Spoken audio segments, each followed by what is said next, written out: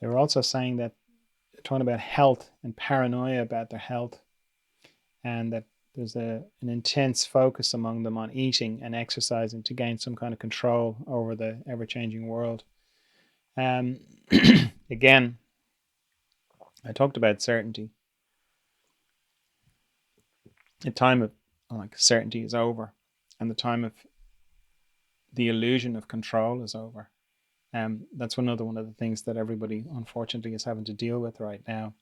Ultimately, it's a good thing because you'll come into a deeper experience of reality, which is that you don't have any control, unfortunately. No, nothing is certain. Um, and that it's easy enough to say that, but it's very hard to live it and live with it, that everything could change, that things we thought were one way are not that way, and that they're changing very fast. And really, the only thing I know to do with that, and this comes from not the current thing, not the current situation. I've been doing this for years. I've been with that knowledge for years that nothing is certain and that I have no control, really. I have I have certain things that I can control, my inner state. I have sovereignty over my inner state. But sometimes even that I have no control over, because if I just suddenly, go through something comes up that's just overwhelming, the only thing I can do is sit down and wait for the overwhelm to stop. But even that is me exerting a certain amount of control over my inner state. But externally, no control, and there's no certainty. So I've been with that for years, and I've kind of, the only way I have found to live with that knowledge is to be surrendered to it. Now, I think that's easy for me because I have, excuse me, I have a sense of what I'm surrendering to. If I didn't have that, I think I would find it much harder.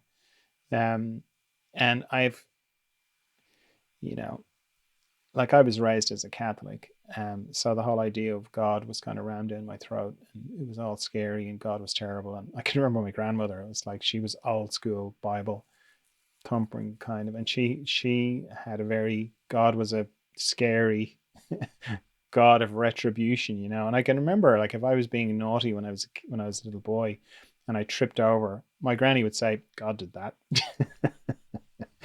So that's the kind of God I grew up with. But then in my teenage years, I wrote about this in Maya Noise, my book Maya Noise. My teenage years, I had just had a very direct experience of God, or I mean, I hate using the word God because it's so loaded, but I just, I was up the side of a mountain hiking with the other, my other venture scouts that I was with, and I just knew something was just communicated to me that night, and I've never had it wasn't even a question. So when people talk about, do you believe in God? I find that very a strange kind of question, because it's like, no, I don't believe in God.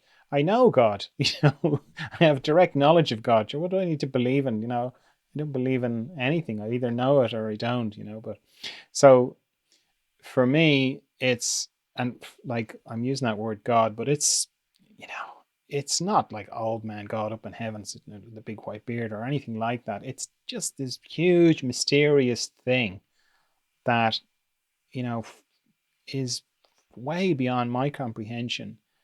And yet it's part of me and I'm part of it. And I love it and it loves me. And, I've been in this kind of dialogue with it, my whole life.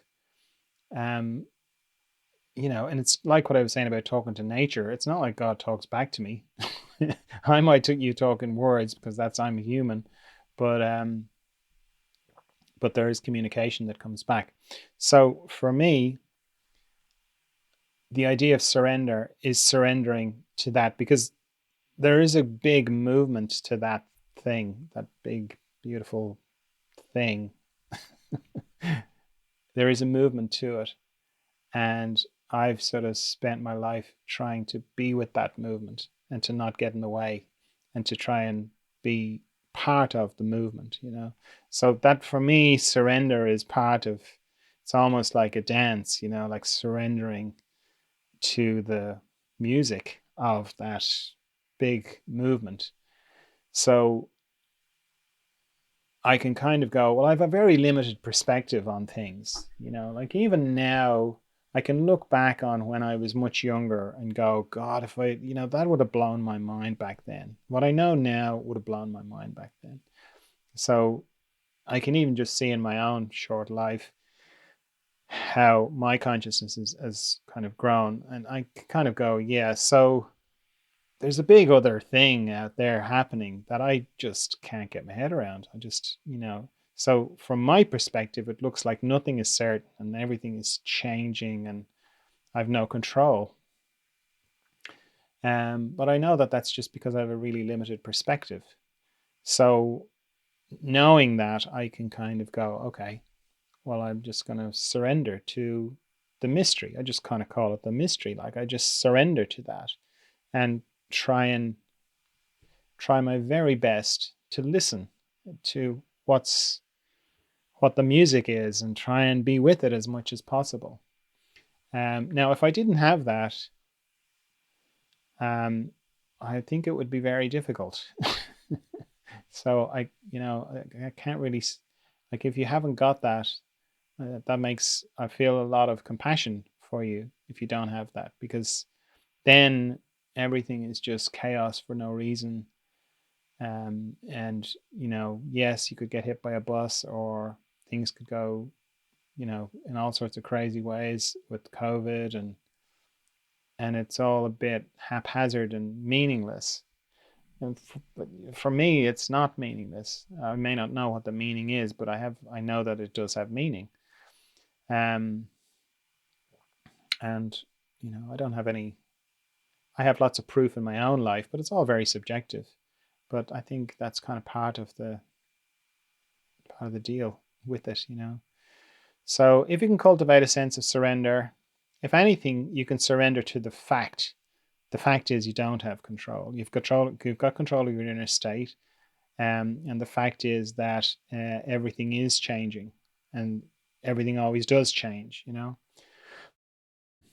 Um, and like one of the things that happens when things speed up like this is you can become overwhelmed by that, and that's understandable. But then I often think about like if you go to a graveyard or you think about people in history or you look at it, you know, a period drama on telly, like depending on whether it's Vikings or um, you know, Downton Abbey or something like that, I often go, yeah, they're all dead now. All those people who were so worried about everything, they're all dead now. You know, it's all over for them. And, you know, I can apply that to my life and go, yeah, there's some stage I'm going to be dead too. And that sounds a bit fatalistic, but it's more like, so what have I got? Like, you know, all the things I'm really worried about, yeah, it's all gonna at some stage it's gonna be I am just gonna be I'm gonna be in a period drama, you know, like it's gonna be gone. So that makes me feel quite joyous in a weird kind of way because it sort of frees me up of like I'm taking everything very seriously when really, yeah, I've only got now. I've only got right now. And if I'm not feeling great right now, is there anything I can do to help myself, you know, feel the joy that I know is under there? You know, I know it's inside. Yeah, so that's kind of what I do.